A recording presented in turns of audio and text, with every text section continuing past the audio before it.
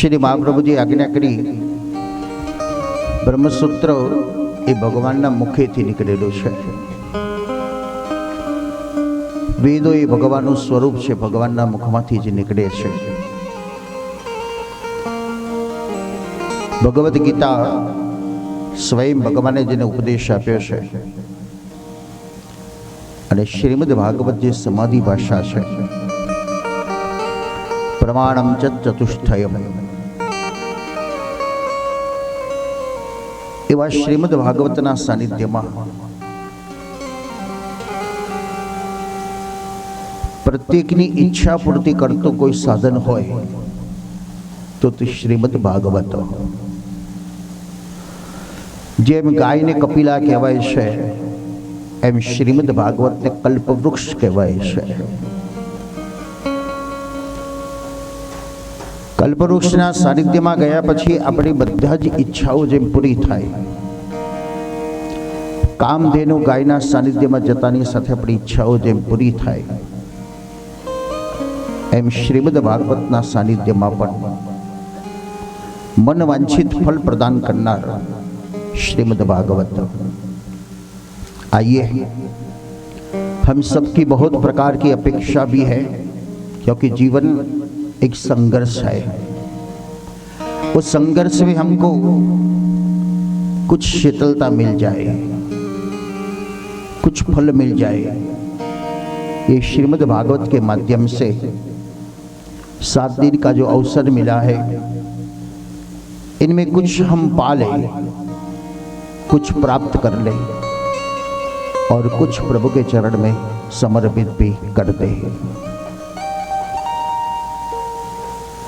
यदि न हरिमार्गे परिचय है गुणेरण्ये को वा विलसत विना वल्लभवरम। ये भूतल पर श्रीमद महाप्रभु जी श्री वल्लभाचार्य प्रकट नहीं होते तो व्रज की जो तपस्थली है, व्रज की जो लीला स्थली है, श्री यमुना जी का विश्राम घाट है, ये हमको पता नहीं चलता। आप श्री ने भ्रमण करके जो प्रभु श्री कृष्ण की लीला स्थली थी, इनको जागृत किया, श्री यमुना जी का प्रत्यक्ष दर्शन किया, श्री गिरिराज जी का प्रागट्य करवाया और व्रज का महिमा जो बढ़ाया है। कृष्ण केवल मथुरा में प्रकट हुए, गोकुल में लीला की, ब्रज में रास खेला और द्वारिका में आकर राजाधिराज हो गए। लेकिन श्रीमद वल्लभाचार्य ने सबके घर घर नंद उत्सव का अनुभव करवा दिया, सभी के घर में कन्हैया को लाकर बिठा दिया और सभी को कृष्णमयी ये व्रजभूमि की अनुभूति, गोकुल की अनुभूति होती है। प्रति साल जब जन्माष्टमी आते हैं तो सबके हृदय में, सबके घर में कृष्ण प्रागट्य होता है। बहुत से आचार्यों ने कृष्ण की जो महात्म्य समझाया है, कृष्ण की जो अनुभूति करवाई है, कली में जो राधा बन गई, आज ऐसी बहुत सी राधा भी है जो कृष्णमय होती जा रही है, कृष्णमय हो गई है और कृष्ण में लीन बनकर बैठ गई है। जो भगवती होते वो दूसरे को दिखाने की आवश्यकता नहीं करते। कभी सुना अपने हीरा को कहने पड़ता है कि मैं हीरा हूं, मैं हीरा हूं, मैं हीरा हूं। कांच को कहना पड़ता है, क्योंकि वो जब आर्टिफिशियल हो जाता है, चमक ज्यादा करता है, डेकोरेटिव ज्यादा करता है। लेकिन जो अनुभवी होते हैं, इनको पता चल जाते हैं ये कांच है या हीरा है। एक गांव का एग्जाम्पल है। एक गांव में गरीब आदमी था, लेकिन बहुत पक्का था। उनके पास 2 हीरे थे, एक असली था और एक नकली। केवल इनको पता था कि ये नकली है और ये असली हीरा है। गांव गांव को जाकर कहने लगे कि मेरे पास 2 हीरा है, जो मुझे बता देगा मैं इनको कुछ नहीं दूंगा, लेकिन जो बता नहीं पाएगा तो वो राजा को मुझे 100 स्वर्ण मुद्रा देनी पड़ेगी। सभी गांव में जाए, राजा के सामने ऐसे चैलेंज रखता है। तो राजा सोचा मेरे पास तो बहुत जवीरी लोग हैं, बहुत पारख वाले हैं, कोई ना कोई तो उसको पता चल जाएगा कि असली कौन है नकली कौन है। गांव गांव जाकर ये देहाती अपनी रमुज दिखा रहा है, किसी को पता नहीं चलता, सब हार जाते हैं। और जो मुखिया होता है वो 100 स्वर्ण मुद्रा इनको दे देते हैं। इतनी सारी स्वर्ण मुद्रा लेकर वो गांव के देहाती अपने गांव की ओर आ रहा है। बीच में जंगल आया, उन्हें सोचा यहां से भी छोटा सा कोई नन्हा गांव है, तो लाओ यहां भी थोड़ी रमुज कर दे हम। नगर सेठ के पास, मुखिया के पास जाकर कहने लगा मेरे पास 2 हीरा है, इसमें असली कौन है और नकली कौन है वो आपको दिखाना है। कोई बता दे तो मैं हार जाऊंगा, मेरे को कुछ नहीं देने का, लेकिन आप हार गए तो 100 स्वर्ण मुद्रा मुझे देनी पड़ेगी। गरीब गांव था, उनने कहा भाई मेरे पास इतनी सोनामोर नहीं है, हमको ऐसा कोई रमुज नहीं करनी, धंधा नहीं करना। लोगों ने सोचा ये तो गांव की आबरू का सवाल है, इतने जवेरी लोग बैठे हैं महाराज, तो कोई तो पारख लेगा नहीं। सब जवेरी एक के बाद एक आकर बैठ गया, देखा, लेकिन पता नहीं चला कौन सा असली है और कौन सा नकली है। मुखिया था वो दुखी हो गया कि बेकार की 100 स्वर्ण मुद्रा चली गई। एक अंधा आदमी बैठा था उस समय, उनने कहा महाराज खड़े रहिए, अभी हार मत स्वीकारना,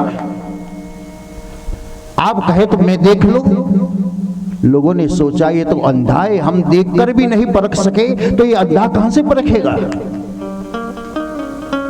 मुखिया ने सोचा कोई सहारा नहीं है, कोई बात नहीं, चलो आप देख लिए।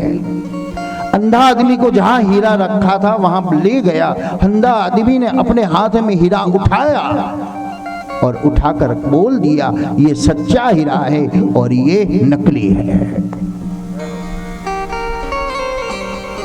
वो गांव के देहाती ने सोचा रही ये तो अंधा था, इनको कैसे पता चल गया। उन्होंने कहा आपने सच बताया, ये असली हीरा तो यही है और ये नकली हीरा है, आपने सच बता दिया। गांव के लोगों ने पूछा रे आप तो अंधे थे, पता कैसे चला। तब उनने बताया अपना दरबार तो खुले में बैठा है, कोई महल नहीं है, हम सब धूप के नीचे बैठे हैं। असली हीरा होता है उसके पर धूप आती है फिर भी वो ठंडा रहता है, और नकली हीरा पर जो धूप आती है तो वो गर्म हो जाता है। असली नकली में फर्क इतना है, लोग नहीं समझ सकते कि कौन असली और कौन नकली, लेकिन देखने वाले वो परमात्मा तो समझ जाते हैं। कब तक चलेगा गिलेट, आडंबर कब तक चलेगा।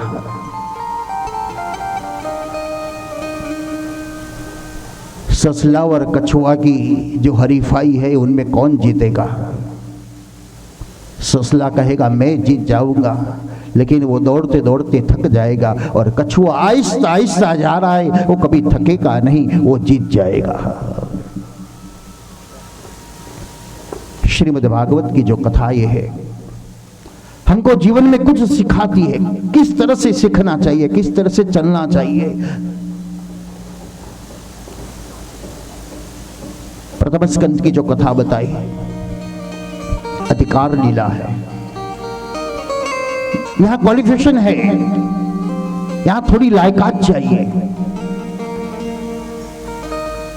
कपड़े की तो लायकात तो बहुत अच्छी है, मेरे पास मेकअप भी बहुत अच्छे कर लेते हैं, लेकिन भगवान तो कपड़े नहीं देखते, वो तो हृदय देखता है। जिज्ञासा है आपको सुनने में, सुनकर कुछ राह सुधारने का प्रयत्न कर रहे हैं हम। सुनने के बाद हमको कुछ शीतलता की अनुभूति हुई, और जब तक ऐसा कुछ नहीं होता तो तुम कहते भलो हम सुनते भले। आखी कथा ना उतरे तो वांधो नहीं, पण एकाद गुण तो उतरवो जोईए। અને એક એક કથા સાંભળતા સાંભળતા 100 કથા સાંભળતો તમારી અંદર 100+ પોઈન્ટ આવી જાય. કેટલાક કહે ને મેં તો બહુ કથાઓ સાંભળી જ ખાલી ઉતારી નથી. કંઈક જીવનમાં ઉતારવાનો પ્રયત્ન કરીએ. ક્યાં મારી ભૂલ થાય છે, ક્યાં મારી ક્ષતિ છે, ક્યાં મારી ઉણપ છે. શ્રીમદ ભાગવત એ અંતર્યામી છે. તમારા મનના જે પ્રશ્નો તમે ગુમાતા હશો એ તમને ક્યાંક ને ક્યાંક એનો ઉત્તર મળી જાય છે. કેવું નથી પડતું કે મારો આ પ્રશ્ન છે, પણ કથાની અંદર એ પ્રશ્નનો જવાબ ઓટોમેટિક આવી જાય છે. પ્રથમ સ્કંદની કથા કુંતા સ્તુતિ જે બતાવી, ભગવદીઓ એમ કહે છે કે જેને ભક્તિ વધારવી છે એને કુંતા સ્તુતિનો પાઠ કરવાની જરૂર છે. પરમાત્મા પ્રત્યે પ્રેમનો લગાવ કરવો હોય તો કુંતા સ્તુતિની રોજ પાઠ કરો. એક બાલ મંદિરનું જ્ઞાન એટલે કુંતા સ્તુતિ. ભગવાન પાસે કેવી રીતે જવાનું, ભગવાનના દર્શન કેવી રીતે કરવાના, ભગવાનને શું આપવાનું અને ભગવાનની પાસે શું માગવાનું. અહીં પુષ્ટિ માર્ગ ટકોર કરે છે કે ભગવાન પાસે માગવાનું જ ન હોય. વૈષ્ણવના દર્શન જુદા છે. પ્રભુના ચરણારવિંદ નીચે પોતાના ખુલ્લા હાથ પધરાવી અને પ્રભુની કૃપા માગે છે. અન્ય આપણે હાથ જોડીને ભગવાનને પ્રાર્થનાઓ કરીએ છીએ, ભગવાન આપો આપો આપો. ત્યાં માગવાની જરૂર જ નથી, ત્યાં કૃપા ઓટોમેટિક થઈ જાય છે. જે કુંતામાં એ ભગવાનના ચરણમાં વંદન કર્યા, મન બુદ્ધિ ચિત્ત એકાદશ ઇન્દ્રિયો પ્રભુને સોંપી દીધી અને સદૈવ ભગવાન મારી સાથે રહે એવો ભાવ પ્રગટ કર્યો. બાણ સયા ઉપર ભીષ્મ સુતેલા છે, પણ ઈચ્છા કઈ છે, મારા સાનિધ્યમાં જ્યાં સુધી ભગવાન ના આવે અને ત્યાં સુધી મારા પ્રાણ ન નીકળે. મેરું તો ડગે પણ જેના મન ન ડગે રે પાનબાઈ, ભાગી પડે બ્રહ્માંડ રે. આ વિલ પાવર તમને બજારમાં નહીં મળે. વિટામિનની ગોળીઓ તમને મળશે, પણ તમારી અંદર જે કોન્ફિડન્સનું સ્પિરિટ છે એ બજારમાં નહીં મળે. એ મળશે ક્યાં? ભક્તિ દ્વારા મળશે, ભગવત નામ સ્મરણ દ્વારા મળશે. આજે ભીષ્મએ પોતાના મનને દ્રઢ કરી દીધું, કાળને કહી દીધું તારે મને સ્પર્શ નહીં કરવાનો જ્યાં સુધી મારો ભગવાન ના આવે. મનોબળ, ધૈર્ય બળ, આત્મબળ.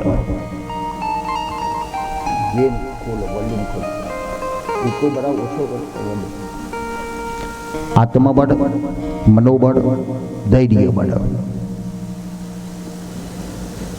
ક્યાં મળે છે? આ બધા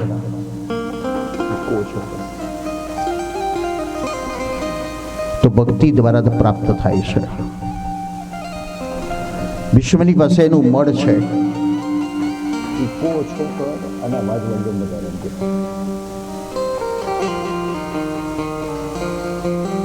પરમાત્માના દર્શન ન થાય ત્યાં સુધી મૃત્યુ ન આવે. એકાદશીના દિવસે તમે ઉપવાસ કર્યો છે,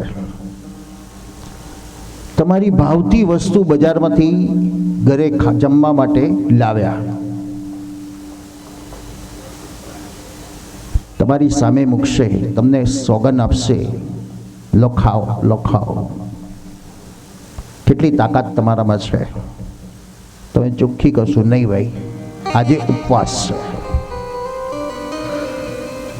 પણ બારસના દિવસે સવાર પડે તો સીધા ફ્રીજ ખોલીએ, પછી છોકરા બહુ પૂછે દાદા શું શોધો છો? અરે પેલું કાલે લાવ્યો તો નહીં લાવી ને.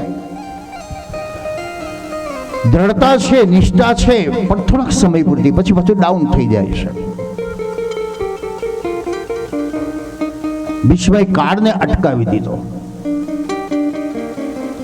ભગવાનને બોલાવવા માટે કોઈ લાઉડસ્પીકરની જરૂર નથી, પણ પણ ભગવાનને બોલાવવા માટે એક નાદની જરૂર છે, આર્તનાદ, હૃદયનો પોકાર. ઇમરજન્સી દ્વાર એટલે હૃદય. જ્યાં સુધી એ નીકળતો નથી ત્યાં સુધી ભગવાન નથી આવતો. કારણ આર્ટિફિશિયલ શબ્દોની ભગવાનને ખબર છે. તમે રોજ રૂટિનમાં ભગવાનની સેવા કરો છો, પ્રાર્થના કરો છો, બધું જ કરો છો, પણ કોઈ મુસીબતમાં તમે આવ્યા છો અને એ સમય તમે પ્રાર્થના કરો છો ત્યારે જુદી પ્રાર્થના છે. કારણ એ સમય તમારા હૃદયમાંથી શબ્દ નીકળે છે અને એ શબ્દ ભગવાનના કાન સુધી પહોંચી જાય છે. વિશ્વનો અવાજ પ્રભુ દ્વારિકાધીશના કાનમાં પહોંચી ગયો. રથ આવી ગયો. વિશ્વએ કીધું, ભગવાન મારી એક દીકરી પરણાવી છે, મનરૂપી દીકરી પ્રભુને સોંપી દો. તનરૂપી દીકરી સંસારને સોંપો, પણ મનરૂપી દીકરી પ્રભુને સોંપો.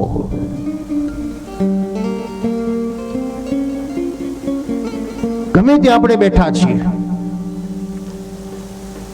પણ મન પ્રભુમાં.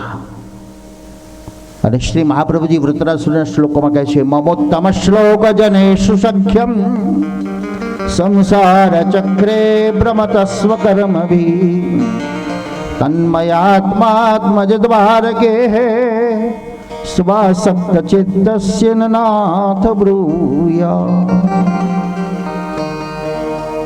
જેની આવી સ્થિતિ છે ને મોક્ષ મોક્ષ અને મોક્ષ જ છે. આંખ આંખનું કામ કરે, પગ પગનું કામ કરે, તો મુખ ભગવાનનું કામ કરે. આજે વિશ્વ યાદ કરે છે. સ્વનિગમ પહાય મદ પ્રતિજ્ઞા મમ મધુકર તો મવપ્લુતો રથસ્થ. પ્રભુ આપે એક પ્રતિજ્ઞા લીધેલી, મેં પણ પ્રતિજ્ઞા લીધેલી. તો આપે આપની પ્રતિજ્ઞા તોડી નાખી અને મારી પ્રતિજ્ઞાને તમે મહાન કરી દીધી. વિજય મારો નથી, પણ વિજય તમારો છે. હારમાં પણ તમે જીત્યા ને હું જીતવામાં પણ હાર્યો. અહીં ભગવાનનું નામ યુગ પુરુષ આપ્યું છે. કૃષ્ણ કથા એ કોઈ ગાડરિયો પ્રવાહ નથી. કૃષ્ણએ સમાજને નવા વિચારો આપ્યા છે, ક્રાંતિકારી વિચારો આપ્યા છે. જડવાદ નથી રાખ્યો. આપણે બધા જડવાદ રાખીએ છીએ. નિયમ એટલે નિયમ, બસ. ભગવાને મહાભારતના યુદ્ધમાં પ્રતિજ્ઞા લીધી, યુદ્ધમાં શસ્ત્ર નહીં ઉપાડવું, અને પ્રતિજ્ઞા તોડી પણ નાખી. આજે ભીષ્મ કહે છે, ભગવાન તમે સુદર્શનને બદલે રથનું પૈડું લઈને દોડી આવતા હતા, એવા યુગ પુરુષમાં મારું મન રહેજો. અને એ સ્વરૂપનું વર્ણન કરે છે. યુધિતુરઘર જો વિદુર્મ વિશ્વ ક્વચુ લલિત શ્રમ વાર્ય લંકૃતાસ્તે મમ નિશિતરશે વિભિર્દ્યમાના ક્વચુ લલિષદ કવચેસ્તુ કૃષ્ણ આત્મા. આપના મુખાકૃતિ ઉપર પરસેવાના બુંદ બાજ્યા હતા, દોડતા આપ રથને પૈડું લઈને દોડી આવતા હતા. એ સમયે ધૂળની રચકણો લાગી હતી, સૂરજના કિરણો પડતા હતા અને મોતીની જેમ ચીપકી રહેલા પરસેવાના બુંદ પણ મોતીની જેમ ચીપકી રહેલા એવા ભગવાનની અંદર મારું મન રહેજો.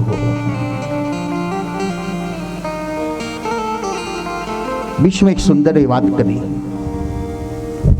મને એક તમારી સેવા યાદ આવે છે. યુધિષ્ઠિરના યજ્ઞમાં બધા જ લોકો બધા જ પ્રકારનું કામ કરતા હતા. એક કામ કોઈ ન કરે તે આપે કર્યું હતું. અહીં સગા અને વાલા સગા કોને કહેવાય અને વાલા કોને કહેવાય? બગડતું સુધારી દે એ વાલા, અને સુધરેલું બગાડવાનો પ્રયત્ન કરે એ સગા. ભલે જાય આબરૂ, આપણી શું વાતો હે? અને વાલું હશે તો તરત વાળી દેશે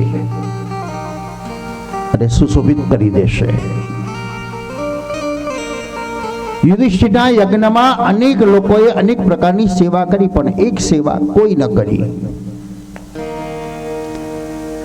તમે 5,000 રૂપિયાનું ઇન્વિટેશન આપો, 50,000ની ડીશ આપો, પાર્ટી પ્લોટ જાજમ બાજમથી શણગારો, બધા જ અપ ટુ ડેટ થઈને આવશે, પણ રસ્તામાં કચરો પડ્યો હોય એ લઈ લો ને. હારી જ એક બાજુ મૂકી.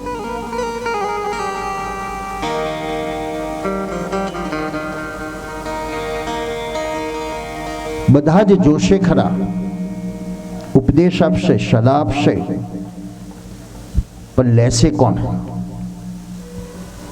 આ કામ કૃષ્ણએ કર્યું છે. દુનિયા જેની નોંધ નથી રાખતી એની નોંધ કુદરત રાખે છે. અને તમે સારું કામ કરો તો કોઈ તમને સારું કહેવાનું જ નથી.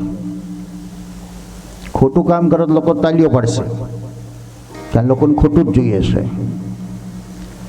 પણ સારું કરશો, કુદરત એનું નોંધ રાખે છે. આજે ભગવાનની પણ નોંધ લીધી કોણે? વિશ્વ પિતામહે.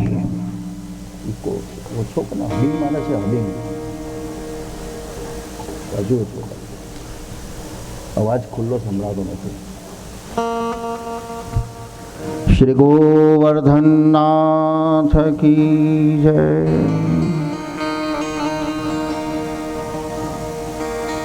જ્યારે યુધિષ્ઠિરે ભગવાનને આમંત્રણ આપ્યું, પ્રભુ ભોજન કરવા માટે પધારો, ત્યારે કૃષ્ણે કીધું સંધ્યાવંદન કરી રહ્યો છું.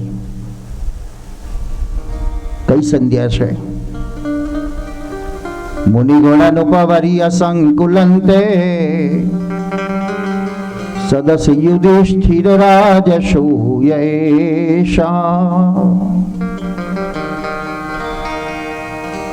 યુધિષ્ઠિરના યજ્ઞમાં ભગવાન ઋષિઓની એઠી પાતળ ઉપાડી રહેલા છે. અહીં એક પ્રશ્ન થાય કે મૃત્યુના સમયે ભીષ્મ પિતામહે સોનાના આસનમાં બેઠેલા, હીરાના અલંકારો ધારણ કરેલા એવા ભગવાનને યાદ ન કર્યા, અને એવા ભગવાન એઠી પાતળ ઉપાડે છે એને યાદ કર્યા. કોઈ પણ વ્યક્તિ મહાન બની છે એનો બેઝિક જુઓ તમે તો સામાન્યમાંથી જ એ મહાન બને છે. અને મહાન બન્યા પછી એ સામાન્ય બની શકે તો બળવાન છે. 50 લાખની ગાડીમાં ફર્યા પછી પંચર પડે ને ચાલવાનું કહેતો તો કેટલા દુઃખી થઈ જઈએ આપણે.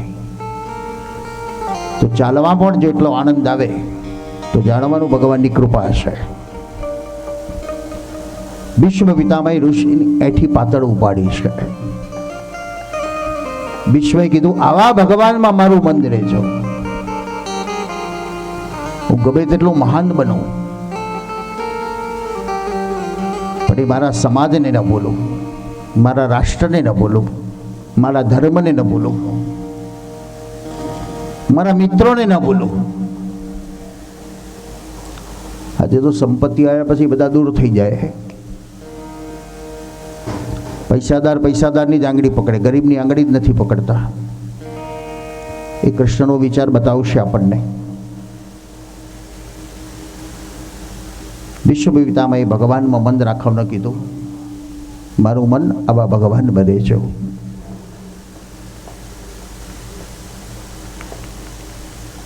વિશ્વ પ્રભુમય બની ગયા. સમય પર સમય વ્યતીત થયો.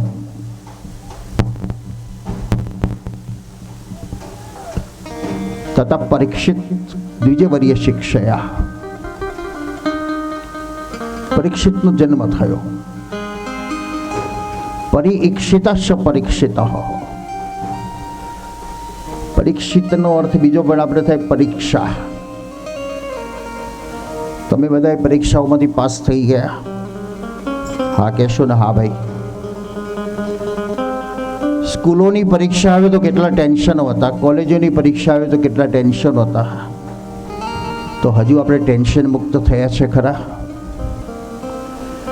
રોજ રોજ આપણી પરીક્ષાઓ થાય છે. સવાર ઉગે ને પરીક્ષા, આજે આ તકલીફ છે ને આજે આ મુસીબત છે, અને હજુ એક એક્ઝામ તો બાકી છે. બાળકોને નથી આવડતું તો એક્ઝામમાં આપણે ટ્યુશન ક્લાસમાં જઈએ છીએ, એમ આપણા બધાની અંતિમ એક્ઝામ જે બાકી છે એના માટેનું આ ટ્યુશન ક્લાસ, જ્ઞાન સત્ર એ ટ્યુશન ક્લાસ છે.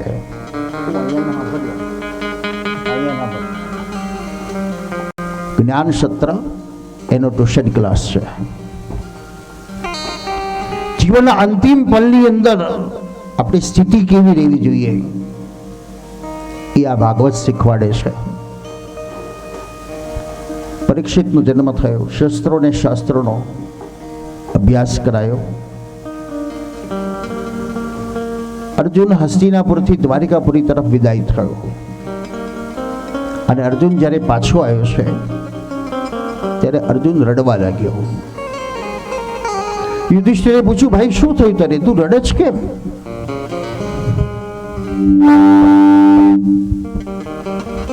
તું રડે જ કેમ? અર્જુને કીધું, ભાઈ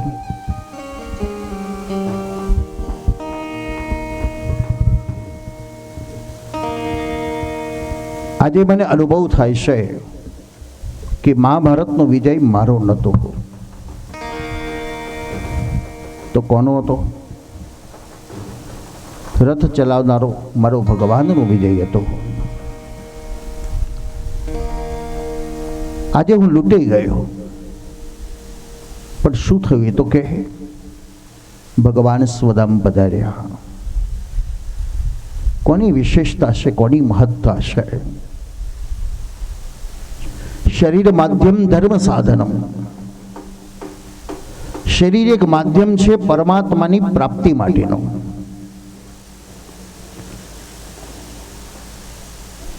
કોઈ કૂતરું કથાની અંદર આવી જાય તો બેસાડીએ ખરા પડે? માણસને બોલાવીએ છે, ભાઈ આવો કથામાં આવો, કથા આવો. આ મનુષ્ય જીવન જે મળ્યું છે એ પરમાત્માની પ્રાપ્તિ માટે મળ્યું છે, અને આપણે ક્યાં ક્યાં દૂર દૂર જતા રહ્યા છે.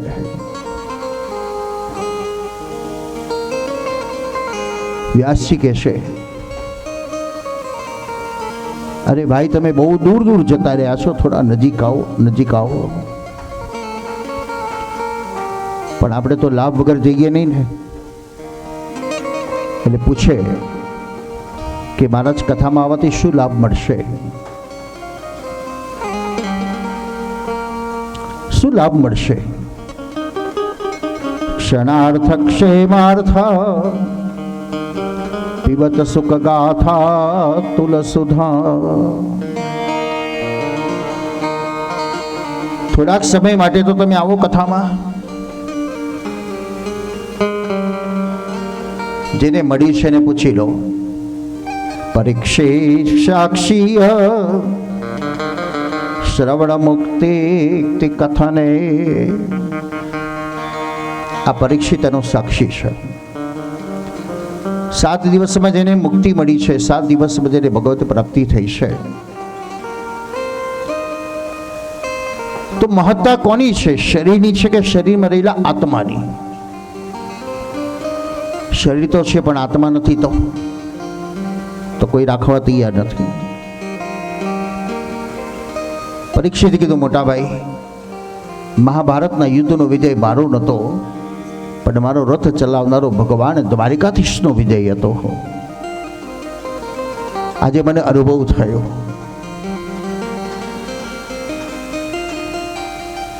શું થયું? ભગવાન સ્વધામ પધારી ગયા.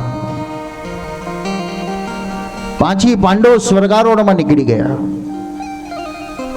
મારે તમારે બધાને સ્વર્ગમાં જવું છે. પ્રશ્ન એ છે, જો બધા સ્વર્ગમાં જાય તો દુનિયામાં આટલી બધી વસ્તી વધે છે ક્યાંથી? અને આજકાલ તો એટલા બધા સ્વર્ગો ખુલી ગયા, જે વાડો થયો એને પોતાનું અલગ સ્વર્ગ બનાવી દીધું. આ લોકોમાં ગયો, આ લોકોમાં ગયો, આ લોકોમાં ગયો, આ લોકોમાં ગયો.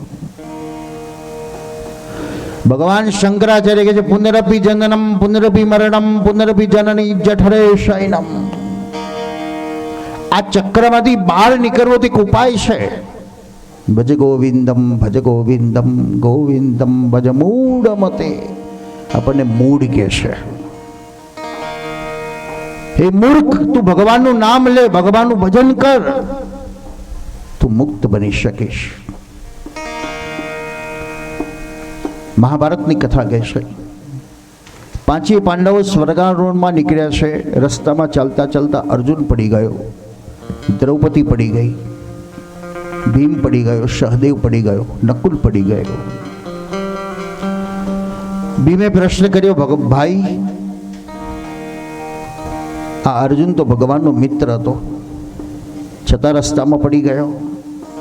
હા, એનો દોષ કયો હતો? અભિમાન હતું એને. દ્રૌપદીનો પ્રિયાજી પુકાર કરે ને કૃષ્ણ આવતા હતા, એ દ્રૌપદી કેમ પડી ગઈ? રૂપનું અભિમાન હતું.